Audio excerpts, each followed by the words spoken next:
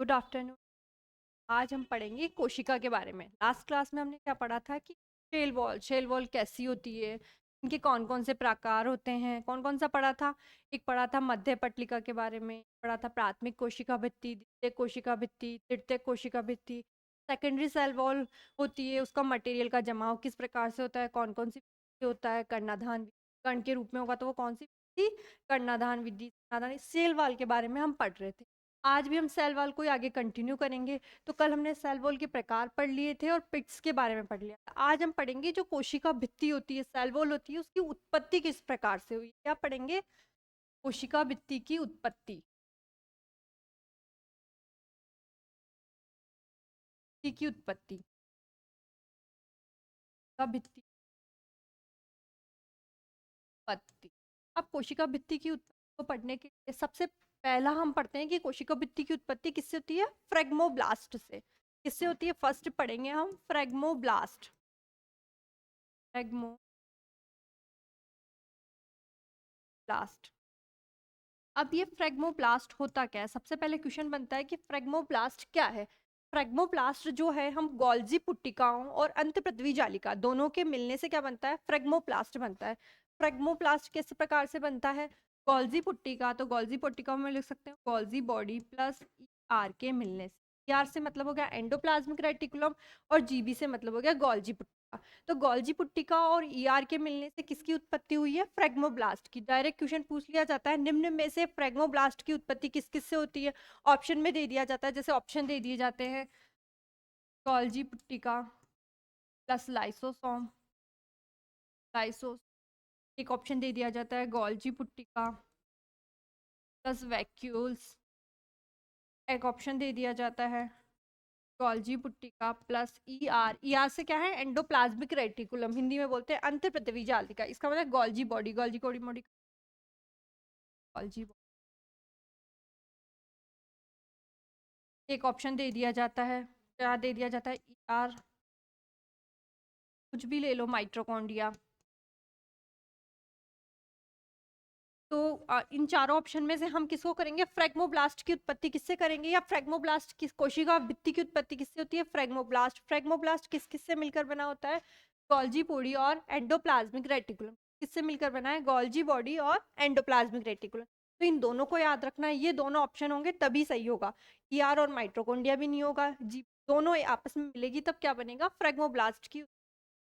अब फ्रेगमोब्लास्ट का निर्माण क्या होता है? सर्वप्रथम सबसे पहले फ्रेगमोब्लास्ट में क्या बनता है? सबसे पहले कोशिका पट्टी बनती है। क्या बनता है सर्वप्रथम फ्रेगमोब्लास्ट में?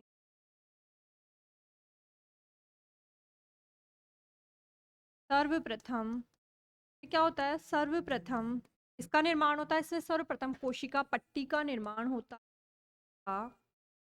डायरेक्ट लिखते भी जाओ नोट्स। कोशिका, तो सर्वप्रथम कोशिका पट्टी का निर्माण होता है, निर्माण का है का पट्टी का निर्माण होता है। तो सर्वप्रथम कोशिका पट्टी का निर्माण होता है, फिर कोशिका पट्टी बन जाती है। सबसे पहले क्या होता है फ्रेगमोब्लास्ट में? सर्वप्रथम कोशिका पट्टी का निर्माण हो जाता है। जैसे ही कोशिका पट्टी बनी, कोशिका पट्टी के बाद क्या बनता है? मध्य पटलिका का निर्माण होता है। फिर मध्य पटलिका, पटलिका का निर्माण होता है। मध्य पटलिका को इंग्लिश में कहा जाएगा मिडिल लैमिला, तो इसको शॉर्ट में एमएल भी लिख देते हैं। मध्य पटलिका का निर्माण होता है। सर्वप्रथम क्या बन गया? फ्रेगमोप्लास्ट में उत्पत्ति में सबसे पहले क्या बनेगा? कोशिका पट्टी बनेगी। जैसे ही कोशिका पट्टी बनी, माना कि इस प्रकार की संरचना का निर्माण होगा, ये में कोशिका पट्टी बन गई। कोशिका पट्टी के बाद किसका निर्माण हो गया? Middle lamella. अब मिडिल लैमिला बनने के बाद किसका निर्माण होता है? का निर्माण फिर प्राइमरी सेल वॉल, प्राथमिक कोशिका भित्ति का निर्माण होता है, निर्माण होता है। इसी प्रकार क्रम चलता रहता है, प्रकार क्रम चलता रहता है। ता, ता। अब सबसे पहले क्या बना, फ्रेगमोब्लास्ट। फ्रेगमोब्लास्ट किस किस से मिलकर बना है? फ्रेगमोब्लास्ट बना है अंतर्पृथ्वी जालिका और गोल्जिका से मिलकर। किस किस से बना है? गोल्जी पुट्टिका और अंतर्पृथ्वी जालिका से मिलकर फ्रेगमोब्लास्ट बना है। फ्रेगमोब्लास्ट में सर्वप्रथम क्या होता है? कोशिका पट्टी का निर्माण होता है। जैसे ही कोशिका पट्टी का निर्माण हुआ, कोशिका पट्टी के निर्माण के बाद में किसका निर्माण होता है? कोशिका पट्टी के बाद में होता है मध्य पटलिका का निर्माण, और मध्य पटलिका के बाद में होता है प्राथमिक, प्राथमिक के बाद होता है द्वितीयक, द्वितीयक के बाद क्या होता है? तृतीयक। तो यहाँ क्या बन जाएगा? प्राइमरी, प्राथमिक, टेल वॉल मट, हाँ, यहाँ बन जाएगा द्वितीयक। द्वितीयक के 3 प्रकार पढ़े थे ना हमने, कौन कौन से थे? द्वितीयक के ये है बाहरी, आंतरिक और मध्य। आंतरिक, बाहरी और नहीं, आंतरिक, मध्य और बाहरी, सेकेंडरी सेल वॉल। इसके बाद में तृतीयक भी बन जाएगा। तृतीयक क्या होता है? कुछ ही प्लांट्स के अंदर बनता है, नॉर्मली द्वितीयक तक ही बनता है। तो शेल वॉल मटेरियल का जमाव मुख्यतः कितने द्वितीय तक होता है, और कुछ कुछ में तृतीयक तक भी हो जाता है। हम पढ़ चुके हैं फ्रेगमोब्लास्ट। फ्रेगमोब्लास्ट के अंदर केवल इतना है, फ्रेगमोब्लास्ट है, हटा ले। फ्रेगमोब्लास्ट किस किस से बना है? गोल्जी बॉडी और ईआर से मिलकर बना है। सर्वप्रथम कोशिका पट्टी बनती है, कोशिका पट्टी से मध्य पटलिका बनती है, मध्य से प्राथमिक बनता है, प्राथमिक से द्वितीयक बनता है, और द्वितीयक से तृतीयक बनता है। इसके बाद में हम बात करेंगे कोशिका भित्ति की द्वितीय उत्पत्ति। पहली तो फ्रेगमोब्लास्ट से हो गई। बात करेंगे साइजोजीनियस। Schizogenous, schizogenous. साइजोजीनियस को हिंदी में क्या कहा जाता है? साइजोजीनियस को हिंदी में कहा जाता है वियुक्ति जात। क्या कहा जाता है? वियुक्ति जात, साइजोजीनियस। इससे होगी साइजोजीनियस को क्या कहा जाएगा? वियुक्ति जात। इस प्रकार साइजोजीनियस से होगी। तो साइजोजीनियस किस प्रकार से होता है? साइजो, साइजो का अर्थ होता है पृथक होना। साइजो का अर्थ क्या होता है? पृथक होना। इसके लिए हम लिखेंगे लैंग्वेज। जब कोशिका भित्ति का निर्माण पृथक्करण के द्वारा होता है। किस प्रकार से होता है? जब निर्माण पृथक्करण के द्वारा होता है। प्रकार से होता है जब पृथक्करण, जब पृथक्करण, पृथक्करण के द्वारा होता है। जब निर्माण किस प्रकार से होता है? पृथक्करण के द्वारा होता है। अब पृथक्करण के दौरान क्या होता है? साइजोजीनियस में जब कोशिका भित्ति की उत्पत्ति साइजोजीनियस प्रकार से होगी, तो वो कोशिका क्या हो जाएगी? पृथक हो जाएगी। अब इसका सबसे बेस्ट एग्जाम्पल है पाइनस की रेजिन नलिका। क्या है इसका एग्जाम्पल, उदाहरण है? पाइनस की रेजिन नलिका। इसका उदाहरण, एक एक उदाहरण अपन एनसीईआरटी के बेस पे याद कर लेते हैं। तो इसका क्या उदाहरण है? पाइनस की रेजिन नलिका। पाइनस की रेजिन नलिका का उदाहरण क्या है? पाइनस की रेजिन नलिका। इसका सबसे बेस्ट एग्जांपल है पाइनस की रेजिन नलिका। उसके बाद में हम थर्ड बात करते हैं। पहली हमने बात कर ली है फ्रेगमोब्लास्ट की, उसके बाद हमने बात कर ली है साइजोजीनियस की। अब हम बात करेंगे लाइसोजीनियस की बात करेंगे। लाइसोजीनियस,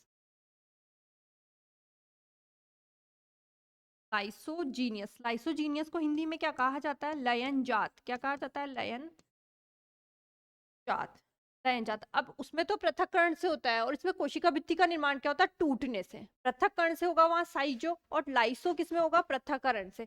जब निर्माण, जब निर्माण कोशिका भित्ति के टूटने से हो, जब निर्माण कोशिका भित्ति के, कोशिका भित्ति के, कोशिका भित्ति के टूटने से हो, टूटने से हो। जब निर्माण किस प्रकार से हो? टूटने से हो। इसमें से अगर हम ये क्यों पढ़ रहे हैं? ये इसलिए पढ़ रहे हैं कि जब वियुक्ति जात शब्द आए तो हमारे दिमाग में क्या आना चाहिए? पृथक्करण। ऑप्शन में दिया निम्न में से वियुक्ति जात किस प्रकार से होती है? पृथक्करण के कारण। जबकि अगर बात कर ली जाए कि लाइसोजीनियस की, तो किससे होगी? टूटने से। दोनों में केवल एक ही प्रकार, एक तो पृथक्करण से होगी एक की उत्पत्ति, एक की उत्पत्ति किस प्रकार से होगी? टूटने से। लयन जात, ये लेमन वगैरह सिट्रिक एसिड जिसमें पाया जाता है मुख्यतः उसके अंदर होती है। तीनों आ गई है। कोशिका भित्ति की उत्पत्ति में क्या क्या पढ़ा हमने? एक तो पढ़ा फ्रेगमोब्लास्ट, दूसरा पढ़ा साइजोजीनियस, तीसरा पढ़ा लाइसोजीनियस। उसके बाद हम बात करते हैं नेक्स्ट टॉपिक की। एक टॉपिक है प्लाज्मोडेस्मेटा। प्लाज्मोडेस्मेटा, डेस्मेटा। अब प्लाज्मोडेस्मेटा को हम पढ़ क्यों रहे हैं? सबसे पहले हम जब प्लांट सेल और एनिमल सेल में डिफरेंस कर रहे थे, प्लांट और एनिमल सेल में अपन ने जब डायग्राम बनाया था, पूरा डायग्राम क्या, जब टेबल के अंदर दोनों में डिफरेंस किया था फर्स्ट क्लास में, तब हमने वर्ड पढ़ा था कि प्लाज्मोडेस्माटा प्लांट्स में उपस्थित होता है और एनिमल्स में क्या होता है, एब्सेंट होता है। अब प्लाज्मोडेस्माटा को हम पढ़ेंगे। तो प्लाज्मोडेस्माटा में सबसे पहले हम क्या पढ़ेंगे कि यह पादप कोशिका में पाया जाता है। किसके अंदर पाया जाता है, यह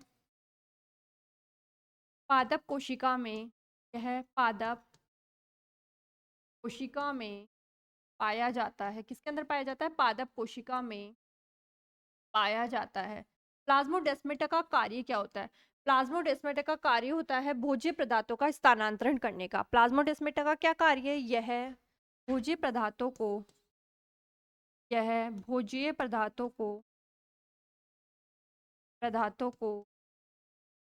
स्थानांतरित, यह भोज्य पदार्थों को स्थानांतरित,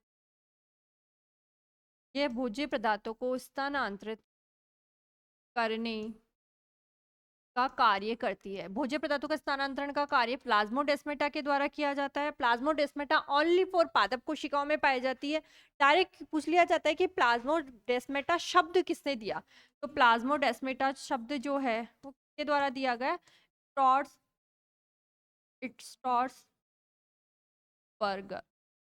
स्ट्रॉसबर्गर के द्वारा प्लाज्मोडेस्माटा, ये बी है यहाँ पे, स्ट्रॉसबर्गर के द्वारा क्या दिया गया, प्लाज्मोडेस्माटा शब्द दिया गया। बस प्लाज्मोडेस्माटा के बारे में इतना ही दिया हुआ है। हालांकि प्लाज्मोडेस्माटा में इतना भी नहीं दिया हुआ, डायरेक्ट उसकी थ्योरी दी हुई है, थ्योरी नेम दिया हुआ है, उसके बाद में उसके बारे में सीधा भाई प्लाज्मोडेस्माटा उपस्थित होता है और अनुपस्थित होता है। लेकिन हमको पता होना चाहिए उपस्थित और अनुपस्थित क्यों किया, क्योंकि ये पादप में होता है और एनिमल्स में नहीं होता है। इसका कार्य क्या होता है, भोज्य पदार्थों को इधर से उधर ले जाने का कार्य करती है। यह शब्द किसने दिया, स्ट्रॉसबर्गर ने। बस इसमें 3 ही लाइन बनती है। सेल वॉल की अब हम क्या पढ़ेंगे, सेल वॉल के टाइप्स पढ़ चुके हैं, सेल वॉल की उत्पत्ति किस प्रकार हुई ये पढ़ चुके हैं, पिट्स क्या होते हैं ये पढ़ चुके हैं, 2 प्रकार के होते हैं। अब हम पढ़ेंगे जो शेल वॉल होती है, हम क्या पढ़ेंगे, जो शेल वॉल है, शेल वॉल की, शेल वॉल की परासंरचना या कोशिका भित्ति की परासंरचना। परासंरचना का मतलब होता है अल्ट्रा स्ट्रक्चर। क्या पढ़ेंगे, अल्ट्रा स्ट्रक्चर। अब अल्ट्रा स्ट्रक्चर पढ़ने के लिए हम 2 चीजों के बारे में मुख्यतः पढ़ेंगे। एक तो पढ़ेंगे मैट्रिक्स के बारे में, एक पढ़ेंगे फिब्रिल्स। 2 चीजें, क्या फिब्रिल्स को हिंदी में कहा जाता है तंतु, तंतुकय, और इसको हिंदी में कहा जाता है अधात्री, अधात्री। इंग्लिश और हिंदी दोनों वर्ड्स की बाद में बात कर ली। अगर उसको इंग्लिश में बोलेंगे तो ultra structure of the cell wall, to पढ़ेंगे, एक तो फिब्रिल्स पढ़ेंगे और एक पढ़ेंगे मैट्रिक्स। अब सबसे पहले इसमें 4-5 लाइनें हैं जो डायरेक्ट उनसे क्वेश्चन पढ़ जाता है, उसको हमें याद रखनी है। फर्स्ट लाइन हमें याद रखनी है, फर्स्ट क्या याद रखना है, फर्स्ट हमें याद रखना है जो मैक्रोमोलिक्यूल्स होते हैं, मैक्रोफाइबर्स होते हैं, एक मैक्रोफाइबर्स के अंदर, एक मैक्रो का मतलब बड़े की बात आ रही है, एक मैक्रोफिब्रिल्स के अंदर कितने पाए जाते हैं, एक मैक्रोफिब्रिल्स के अंदर 250 माइक्रोफिब्रिल्स पाए जाते हैं। क्या पाए जाते हैं, एक मैक्रो के अंदर 250 माइक्रोफिब्रिल्स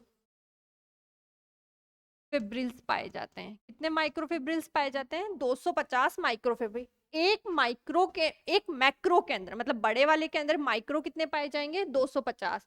उसके बाद बात करते हैं हम एक माइक्रो के अंदर, एक माइक्रो फिब्रिल्स के अंदर, एक माइक्रोफिब्रिल्स के अंदर क्या पाए जाते हैं, 20 मीसेल चेन पाई जाती है।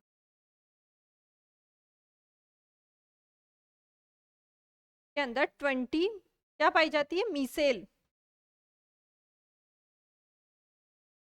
सेल चेन पाई जाती है। कितनी पाई जाती है, बस ये 250 20 50 ये सब याद रख लेना। क्या है, 1 मैक्रो के अंदर कितनी पाई जाती है, 250 माइक्रो। एक माइक्रो के अंदर कितनी पाई जाती है, 20 मीसेल चेन। और एक मीसेल चेन के अंदर, एक मीसेल चेन के अंदर कितनी पाई जाती है, तो क्या पाई जाती है, मैक्रो हो गया, मीसेल चेन हो गया। अब किसकी बात करेंगे हम, किसकी बात करेंगे, एक मैक्रो के अंदर 250 माइक्रो हो गए, एक माइक्रो के अंदर 20 हो गए। इसको याद रखना है, इसमें 250 की बात की गई है, यहाँ 20 की बात की गई है। अब हम किसकी बात करेंगे, 100 क्या पाई जाती है, सेल्यूलोज यूनिट। Cellulose unit. आया ये समझ में? तीन चीजों की हम बात कर चुके हैं, मैक्रो, माइक्रो और मीस। एक मैक्रो के अंदर पाई जाती है 250, एक माइक्रो के अंदर पाई जाती है 20, और एक मिसेल चेन के अंदर कितनी पाई जाती है 100, और एक सेलुलोज के अंदर कितनी पाई जाती है?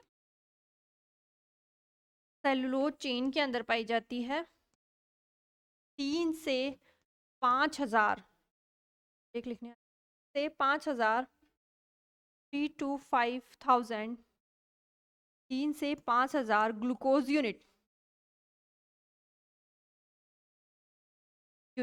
अब ये जो 3 से 5 हजार ग्लूकोज यूनिट होती है ना, ये बीटा 1 4 लिकेज के द्वारा आपस में जुड़ी होती है।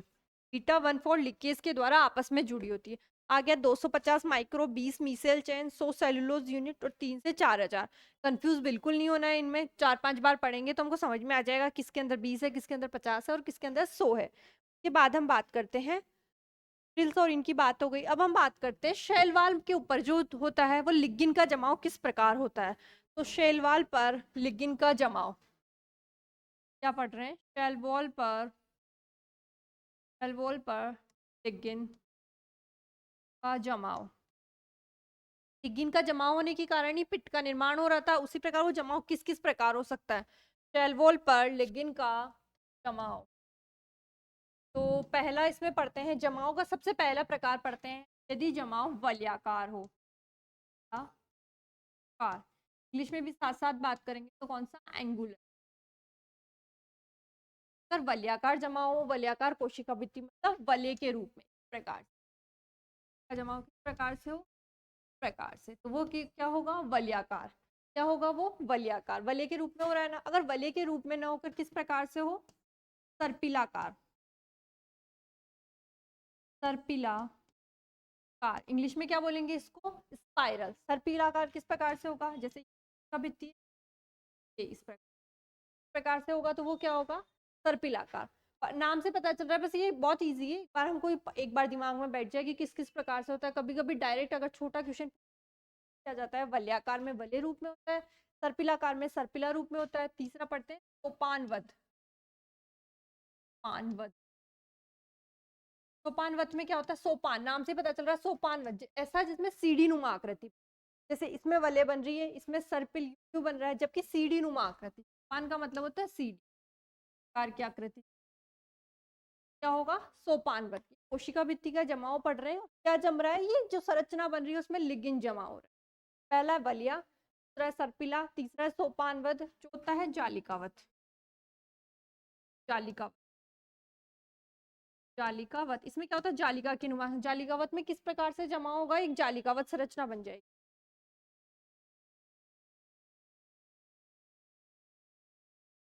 आगे समझ में? सोपान हो गया, जालिका हो गया, पांचवा हो गया पिट या ग्रथ। ग्रथ में हम दो प्रकार से पढ़ेंगे क्योंकि हम पूरा पढ़ चुके हैं, शॉर्ट में पढ़ लेते हैं। सरल और परिवेशित। सरल और परिवेशित, तो सरल को हिंदी में कहा जाता है सिंपल टाइप पिट, को इंग्लिश में कहा जाता है बॉर्डर्ड। क्या कहा जाता है? बॉर्डर। में क्या होता है? जो वो शेल वाल होती है उसके अंदर संपूर्ण लंबाई में एक समान प्रकार के पिट पाए जाते हैं। में क्या होता है? संपूर्ण लंबाई में एक समान आकृति के पिट पाए जाते हैं। परिवेशित में क्या होता है? असमान प्रकार के पाए जाते हैं। परिवेशित की संरचना किस प्रकार से होती है?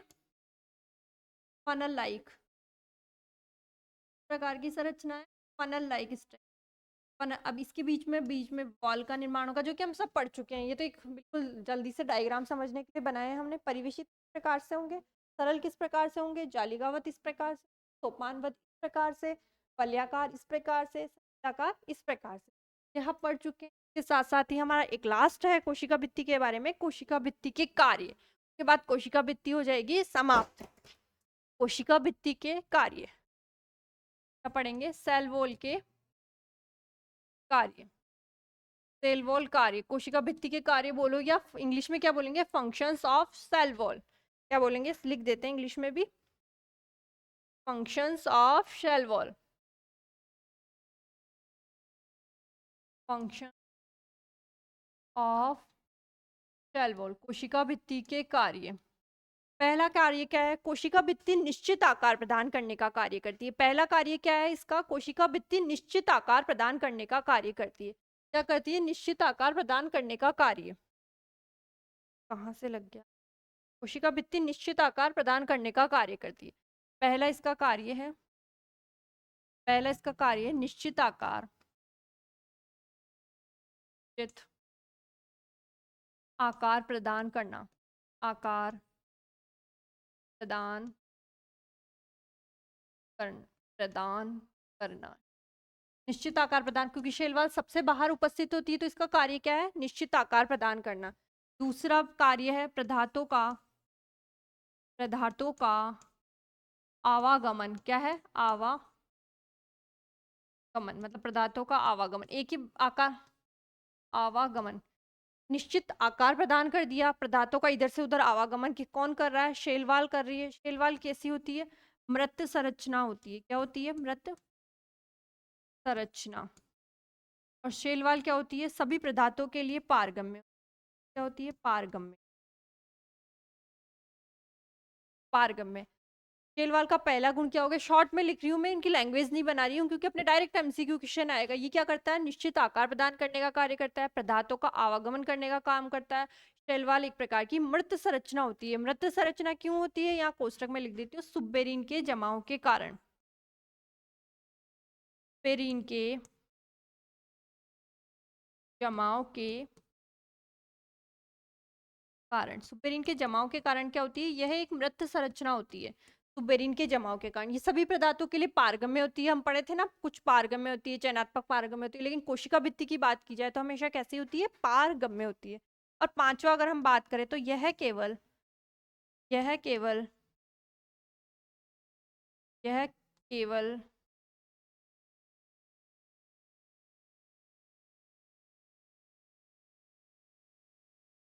पादप कोशिका में, यह केवल पादप कोशिका में पाई जाती है।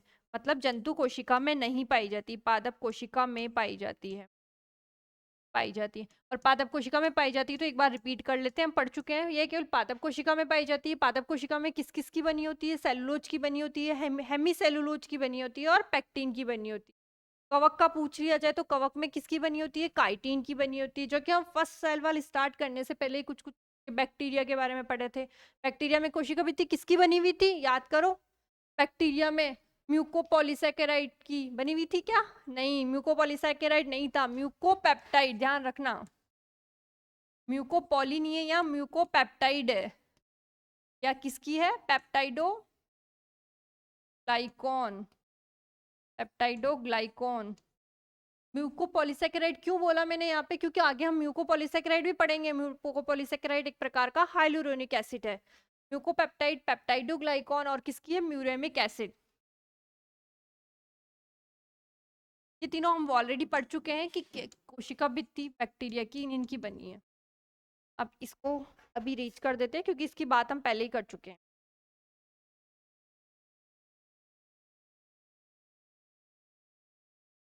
ये कोशिका भित्ति का टॉपिक खत्म होने वाला है। कोशिका भित्ति के कार्य हो गए, निश्चित आकार प्रदान करने का काम करती है, पदार्थों का आवागमन का करती है, यह एक मृत संरचना होती है, पारगम्य होती है और केवल पादप कोशिका में पाई जाती है। इसके बाद हम नया टॉपिक स्टार्ट कर रहे हैं आज। कोशिका भित्ति के बाद में क्या? कोशिका झिल्ली। क्या स्टार्ट कर रहे हैं? कोशिका झिल्ली। कोशिका झिल्ली। अब कोशिका झिल्ली को क्या कहा जाता है? Cell membrane. एक हो गई सेल मेम्ब्रेन। कोशिका झिल्ली को कहा जाता है सेल मेम्ब्रेन। और क्या कहा जाता है? सेल मेम्ब्रेन और प्रोटोप्लाज्म। सब किसके नाम है? जीव द्रव्य। ये सब किसके अंदर आएंगे? कोशिका झिल्ली के अंदर। Cell membrane, protoplasm. अब कोशिका झिल्ली के बारे में सर्वप्रथम बताया, सबसे फर्स्ट लाइन बनती है कोशिका झिल्ली के बारे में। कोशिका झिल्ली या सेल मेम्ब्रेन। अब मैं बार बार कोशिका झिल्ली शब्द उपयोग नहीं करूंगी, कोशिका झिल्ली ना लिखकर लिखूंगी कोष्टक में डायरेक्ट CM। कोशिका झिल्ली के बारे में सर्वप्रथम बारे में सर्वप्रथम किसने बताया? रॉबर्ट हुक ने बताया।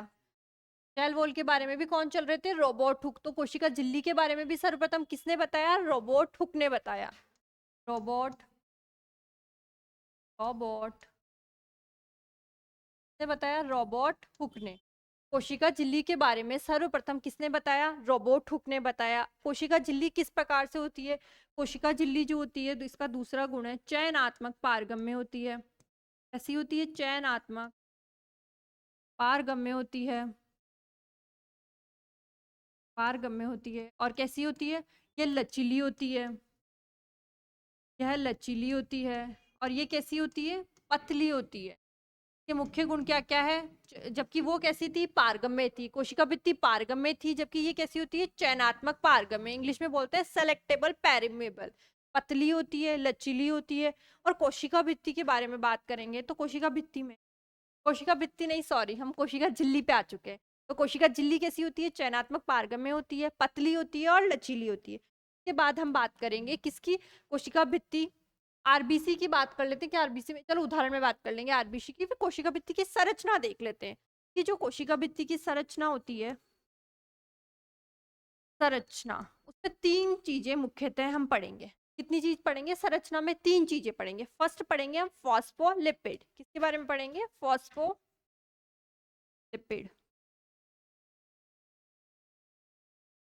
सेकंड हम बात करेंगे प्रोटीन के बारे में।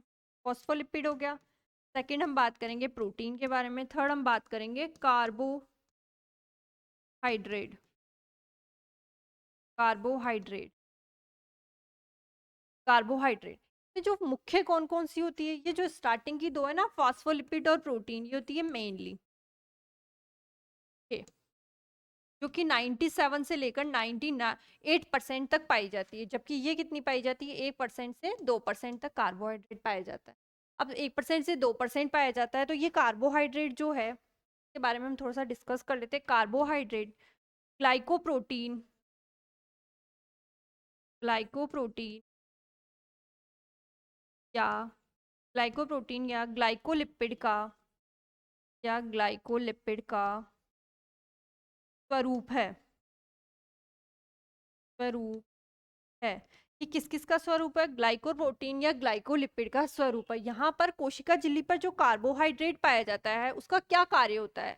इसका कार्य होता है अपने और पराये की पहचान करना। मतलब अपनी कोशिका और दूसरों की कोशिका में पहचान करने का कार्य कौन करती है? ग्लाइकोलिपिड या ग्लाइकोप्रोटीन का करती है। ग्लाइकोलिपिड या ग्लाइकोप्रोटीन क्या है? एक प्रकार की कार्बोहाइड्रेट है। क्या करती है? अपने और पराये की पहचान करने का कार्य करती है। यह अपनी कोशिका व अपनी सेल व कोशिका झिल्ली पे बात कर रहे हैं। ये अपनी और कोशिका झिल्ली पे अपने और पराई की पहचान कौन करती है? कार्बोहाइड्रेट। यह अपनी कोशिका व पराई कोशिका में, पराई सेल में भेद करने का कार्य करती है। विभेद करने का कार्य करती है। अब विभेद करने का कार्य कैसे करेगी? जैसे कि लीवर की कोशिका को निकालकर अगर हम किडनी में डाल देंगे और किडनी की कोशिका को निकालकर हम लीवर में डाल देंगे, तो उसको विभेद करने का कार्य कौन करेगा? कार्बोहाइड्रेट के द्वारा किया जाएगा। कार्बोहाइड्रेट के द्वारा क्या किया जाता है? अपनी तथा पराई कोशिका में विभेद किया जाता है।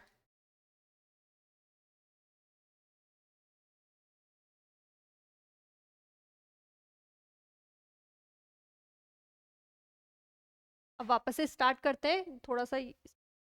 कार्बोहाइड्रेट का क्या काम था? यह किस किस का स्वरूप है? ग्लाइकोप्रोटीन व ग्लाइकोलिपिड का स्वरूप है। यह कोशिका अपनी कोशिका तथा पराई कोशिका में विभेद करने का कार्य करती है।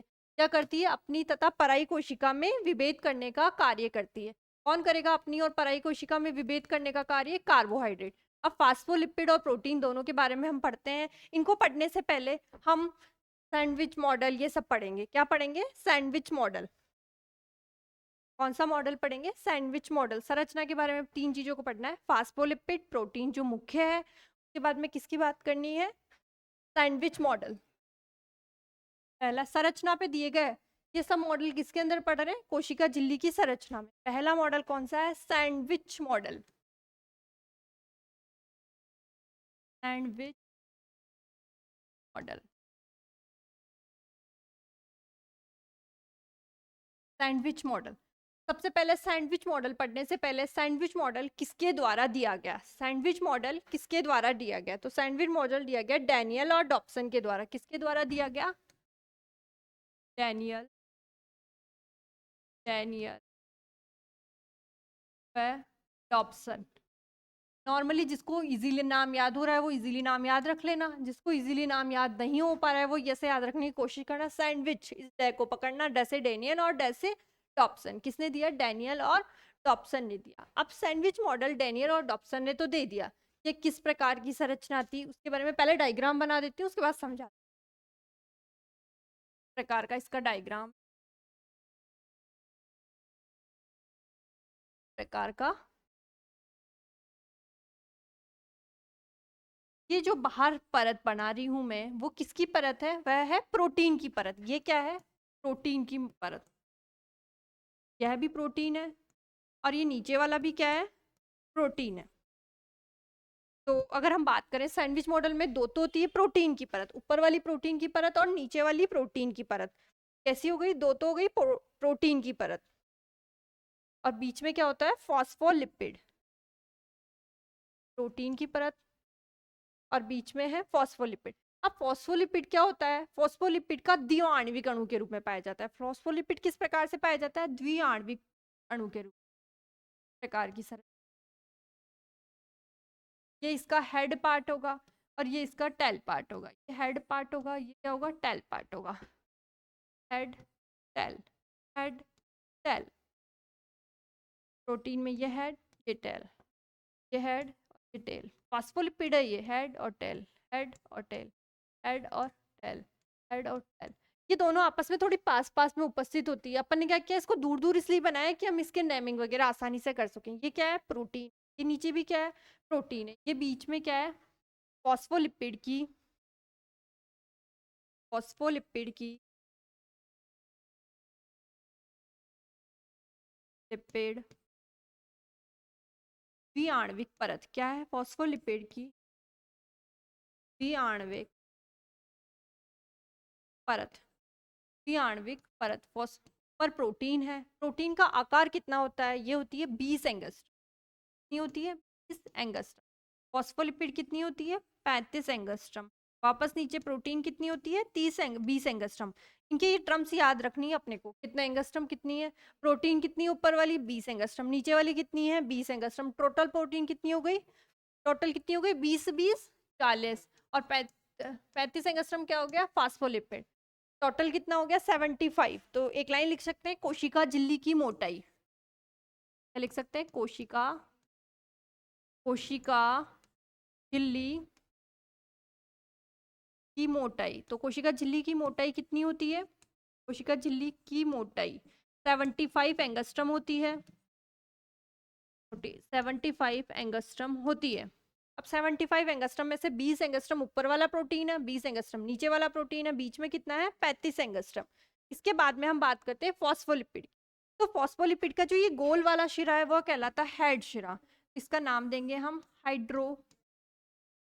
Hydrophilic hydrophilic head. क्या नाम देंगे? Hydrophilic head. हाइड्रोफिलिक का मतलब होता है जल रागी, मतलब यहाँ पर जल पहुंच सकता है। हाइड्रोफिलिक का हिंदी में क्या मतलब होता है? जल रागी। और इस टेल वाले भाग को कहेंगे, जो दो भाग यूं निकले हुए हैं, इसको हाइड्रोफोबिक। हाइड्रोफोबिक हाइड्रोफोबिक को हिंदी में बोलते हैं जल विरागी। लिख देते हैं यहाँ कोष्टक में, जल विरागी। जल विरागी हाइड्रोफोब हाइड्रोफिलिक हो गया, हाइड्रोफोबिक हो गया, और हाइड्रोफोबिक किस प्रकार की है? टेल। तो डायग्राम में किस किस की बात कर ली हमने? ऊपर वाला प्रोटीन है, नीचे वाला भी प्रोटीन है। कितना है? 20 एंगस्ट्रम है। सैंडविच से कैसे तुलना की? माना कि ये सैंडविच इस प्रकार से होता है, जो ऊपर वाली ब्रेड और नीचे वाली जो ब्रेड है वो तो है 20-20 एंगस्ट्रम की, और बीच में जो हमने भरा है फ्रूट्स वगैरह सैलेड वो क्या है? 35 एंगस्ट्रम की। इसको सैंडविच मॉडल से तुलना की गई। 20-20-35। इसको क्या बोलेंगे? हाइड्रोफोबिक हाइड्रोफोबिक टेल और हाइड्रोफिलिक हेड। नाम से पता चल रहा है हाइड्रोफिलिक को बोलते हैं जल रागी, मतलब जल प्रिय होती है ये। यहाँ तक जल पहुंच सकता है। और ये जल विरागी, जल विरागी मतलब जल यहाँ नहीं पहुंच पाएगा, जल से सुरक्षा करने का कार्य कौन करेगा? टेल। अब ये डायग्राम की बात हो गई, इसमें पढ़ते हैं हम फॉस्फेट संरचना। फॉस्फेट, फॉस्फेट कैसा अणु है? द्विआण्विक अणु है। फॉस्फेट की द्विआण्विक संरचना, नोट्स बना लेना साथ साथ। आणविक संरचना,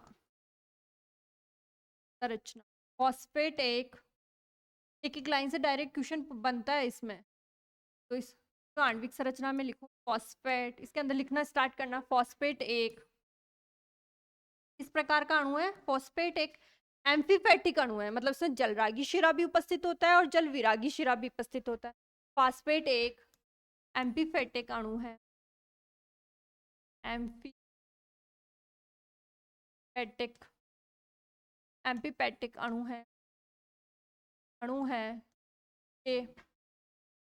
के दो भाग होते हैं। कितने भाग होते हैं? जिसके दो भाग होते हैं, दो भाग होते हैं। पहला भाग कौन सा होगा? जल रागी, जल रागी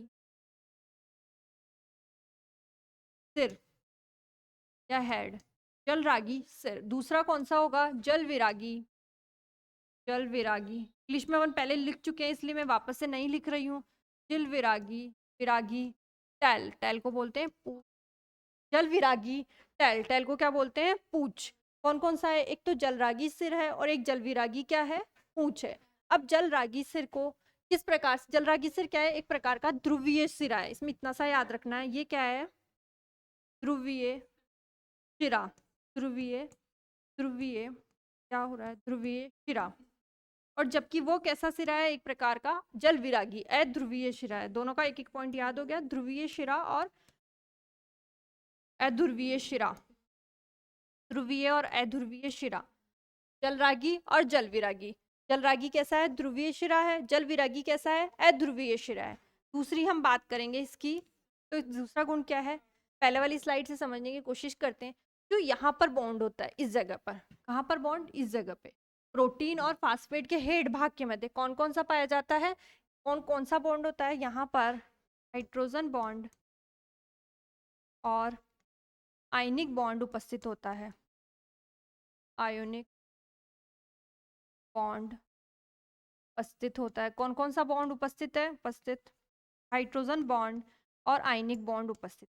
जबकि हम बात करेंगे, जबकि हम किसकी बात करेंगे? टेल भाग के ये वाले शिरा यहाँ पर, तो ये यहाँ पर कौन सा वाला बॉन्ड उपस्थित है? वांडरवाल।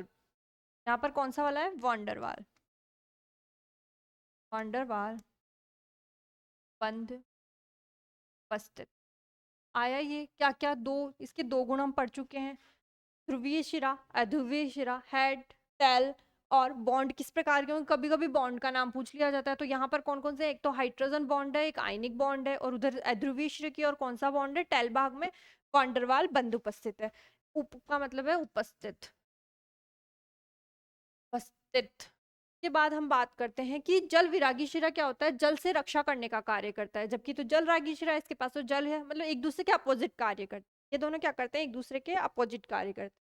उसके बाद हम बात करते हैं, सैंडविच मॉडल हो चुके हैं। सैंडविच मॉडल की कमियां, कमियां क्या थी? कमियों में डायरेक्ट यही लिख लेते हैं, कमी।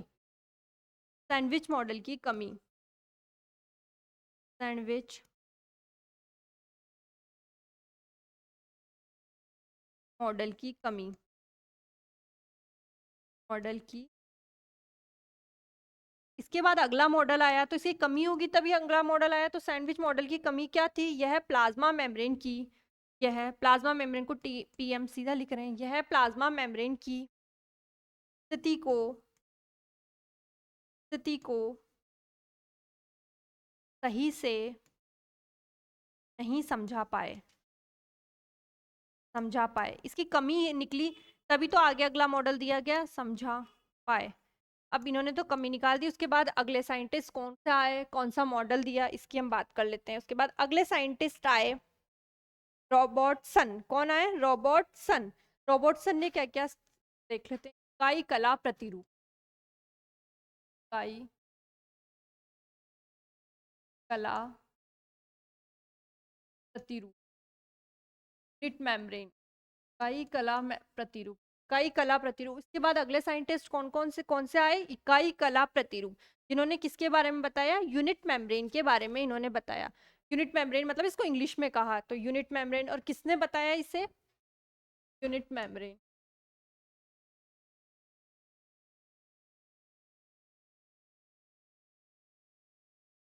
किसके द्वारा दिया गया? ये रॉबर्टसन।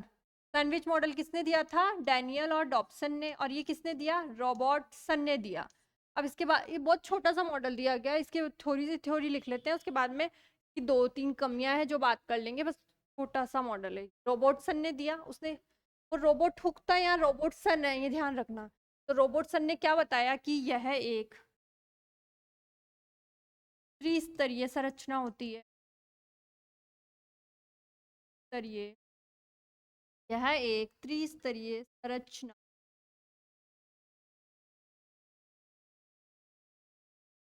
ऐसी होती है त्रिस्तरीय संरचना। के बाद में त्रिस्तरीय संरचना, तीन नाम कौन कौन से त्रिस्तरीय संरचना में किसने बताया?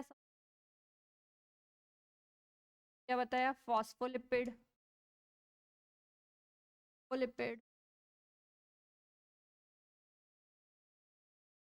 बाद वापस किसने बताया? प्रोटीन। प्रोटीन, फॉस्फोलिपिड, प्रोटीन, त्रिस्तरीय संरचना बता दी। फॉस्फोलिपिड की इसमें भी द्विआण्विक परत ही बताई। आणविक, आणविक परत। फॉस्फोलिपिड को क्या बताया इसने? द्विआण्विक परत बताया। ऊपर भी क्या था? प्रोटीन था, नीचे भी क्या था? प्रोटीन था। और फॉस्फोलिपिड की किस प्रकार की परत बताई इसने? द्विआण्विक परत बताई। त्रिस्तरीय संरचना थी, इकाई कला मेम्ब्रेन रॉबर्टसन ने दिया। ये भी क्या, इसकी क्या क्या कमी थी, बात कर लेते हैं अब डायरेक्ट। कमी, लाइन नहीं लिख रही हूँ, शॉर्ट में लिख रही हूँ। क्या क्या कमी थी? यह भी प्लाज्मा मेम्ब्रेन की स्थिति को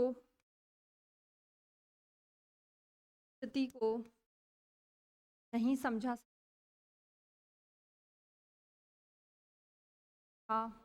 तो प्लाज्मा मेम्ब्रेन की स्थिति, ये तो मोस्ट कॉमन लाइन है। उसके बाद में इसने क्या किया? यह प्रत्यास्थता, इलास्टिसिटी थी, उससे नहीं बता पाया। प्रत्यास्थता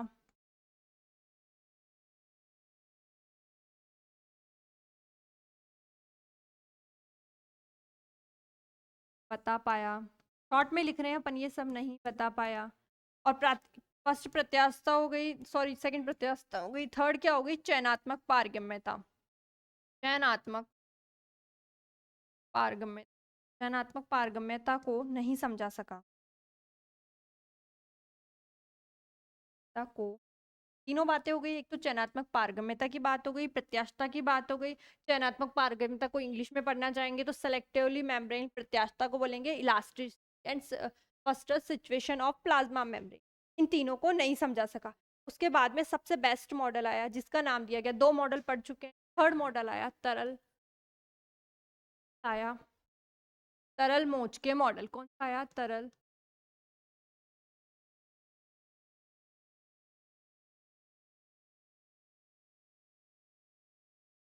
तरल मोजेक मॉडल, तरल मॉडल।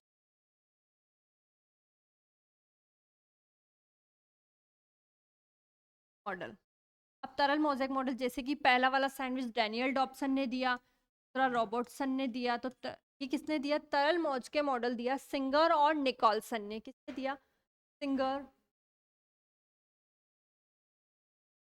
और निकोलसन, कॉल्सन द्वारा दिया गया। सिंगर और निकोलसन के द्वारा कौन सा मॉडल दिया गया? तरज मौज के मॉडल दिया गया। इसमें भी प्रोटीन उपस्थित था और फास्फोलिपिड उपस्थित था। में यहाँ पर इसमें प्लाज्मा मेम्ब्रेन को अर्ध तरल कहा गया। क्या कहा गया? प्लाज्मा अर्ध तरल। क्या कहा गया? अर्ध तरल, मतलब आधा भाग तरल है और आधा भाग कैसा है? ठोस रूप में, अर्ध तरल कहा गया। कहा गया। इस मॉडल की तुलना दो चीजों से की। मॉडल की तुलना कितनी चीजों से की गई है? दो चीजों से की गई। तो हम तुलना की बात कर लेते हैं दो चीजों से। एक तो है समुद्र में, समुद्र में बर्फ द्वीप, समुद्र में बर्फ के जो तैरते रहते हैं ना, समुद्र में तैरते बर्फ के द्वीप, ऐसे लिख लो जिससे लैंग्वेज इजी हो जाए। समुद्र में तैरते बर्फ द्वीप। और दूसरी मॉडल किससे तुलना की है? गुलाब जामुन से। गुलाब जामुन से दोनों तुलना की है। क्वेश्चन डायरेक्ट पूछ लिया जाएगी, तरल मौजूदगी की तुलना किससे की गई है? तो किससे की गई है? गुलाब जामुन से की गई है। और गुलाब जामुन में समुद्र में तैरते हुए द्वीप, तो गुलाब जामुन है गुलाब जामुन और उसकी चाशनी। अब इसको पढ़ते हैं। तो इसमें क्या है? समुद्र। समुद्र तो क्या बताया गया है? समुद्र को तो बताया गया है एक प्रकार से फॉस्फोलिपिड। क्या बताया गया है? फॉस्फोलिपिड। और जबकि इसमें जो द्वीप है, नॉर्मली समुद्र के द्वीप देख लो, या एक पानी का अपन ने लिया उसमें और एक आइस ट्रे खाली कर ली, तो जो वो आइस ऊपर तैर रही है वो, उसे तो क्या बोला इसने? प्रोटीन का। तो आइस ऊपर तैरती रहेगी, वो प्रोटीन है, और जो बचा लिक्विड है वो कैसा है? फास्फोलिपिड है। जबकि गुलाब जामुन में जो मेन गुलाब जामुन है वो क्या है? प्रोटीन है। और चाशनी किसकी है? फास्फोलिपिड की। तो ये तुलना समझ में आई किस किस से की? समुद्र में तैरते बर्फ के द्वीप से और गुलाब जामुन की चाशनी से। उसके बाद हम बात करते हैं जिस प्रकार से गुलाब जामुन को कभी अपन नहीं हिलाते हुए देखा होगा, तो हम हमेशा उसे ऐसे हिलाते हैं, कभी भी उसे ऊपर नीचे नहीं हिलाया जाता इस प्रकार से। तो इसके लिए एक लाइन और बनती है कि यह प्लाज्मा मेम्ब्रेन की गति, प्लाज्मा मेम्ब्रेन की गति flip flop, flip flop, flip flop का मतलब क्या होता है? ऊपर नीचे ना होकर, ना होकर लेटरल होती है। प्रकार से होती है लेटरल, यूं और यूं, इधर और इधर। किस प्रकार की गति होती है? लेटरल, लेटरल होती है। गुलाब जामुन से तुलना कर रहे हैं हम, समझने की होती है। किस प्रकार होती है इसकी गति? फ्लिप फ्लॉप ना होकर तरल होती है। अब इसके बारे में 4-5 पॉइंट और बचे हैं जो हम कल की क्लास में डिस्कस कर लेंगे। आज हमने ये तीनों मॉडल के बारे में पढ़ लिया है। कोशिका भित्ति की अल्ट्रा स्ट्रक्चर पढ़ी थी, कोशिका भित्ति की उत्पत्ति किस प्रकार से हुई है, संरचना कैसी थी, फास्फोलिपिड के बारे में पढ़ लिया है, लिपिड के वो प्रोटीन के बारे में पढ़ लिया, और कार्बोहाइड्रेट कितना % पाया जाता है, ये सब इसमें पढ़ लिया है।